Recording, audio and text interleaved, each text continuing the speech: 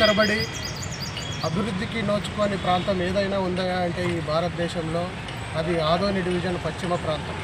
ఈ ఆదోని డివిజన్ పశ్చిమ ప్రాంతంలో 5 నియోజకవర్గాలు ఉన్నాయి. ఆదోని, ఆలూరు, పత్తికొండ, ఎమ్మెగనూరు, మంత్రాలయం. ఈ నియోజకవర్గాల్లో ఇక్కడ ఉన్నటువంటి ప్రజలు నాటి నుండి నేటి వరకు గణాంకాలు చూస్తే సుమారుగా 50 లక్షల మంది మైగ్రేట్ అయి వేరే ప్రాంతంలోనే స్థిర నివాసం ఏర్పాటు చేసుకున్నారు. ఎందు గురించి అంటే ఇక్కడ తుంగభద్ర పుష్కలంగా వాటర్ ఉన్నా కూడా ఇక్కడ ప్రాజెక్టుల నిర్మాణం లేదు. ఇక్కడ ప్రజలు భౌగోళికంగా 17 మండలాలు ఉన్నా కూడా ఇక్కడ పరిశ్రమలు లేవు, ఇక్కడ విద్య లేదు, ఇక్కడ ఉపాధి లేదు. ఇక్కడ ప్రజలు మైగ్రేట్ అయి జనాభా తగ్గి ఇక్కడ ప్రాంత ప్రజలు బానిసల మాదిరిగా ఉన్నారు.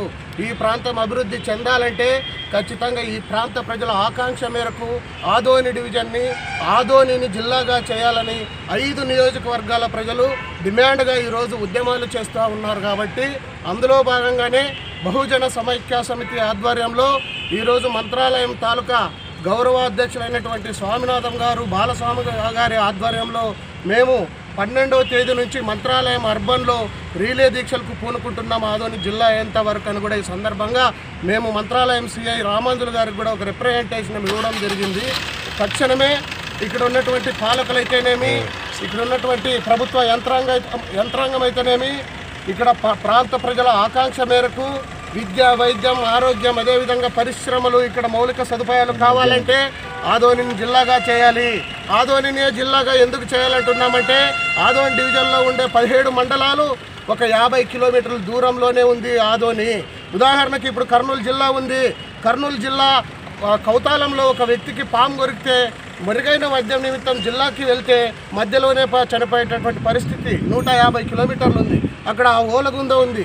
ఓలగుంద నుంచి జరగరానిది జరిగితే అక్కడ కర్నూలుకి వెళ్తే అక్కడ కూడా చనిపోయేటటువంటి పరిస్థితి ఉంది. కాబట్టి ఇక్కడ భౌగోళికంగా దృష్ట్యా ప్రజల ఆకాంక్ష మేరకు ఆదోని జిల్లా చేయాలని బహుజన సమైక్య తరఫున మేము డిమాండ్ చేస్తూ ఉన్నాం. అందులో దిశగా మేము ఉద్యమాలను ఉధృతం చేస్తాం. రీలే దీక్షల అనంతరం మేము వీలైతే జాతీయ రహదారుల దిగ్బంధం కూడా చేస్తాం. ప్రజలను కలుపుకొని, పాలకులు కలుపుకొని ఉద్యమాలను తీవ్రస్థాయికి తీసుకెళ్తామని కూడా తెలియజేస్తున్నాను. నా పేరు రామతీర్థం అమరేష్, బహుజన సమైక్య సమితి ఆంధ్రప్రదేశ్ అధ్యక్షుడు. జై భీమ్, జై భారత్.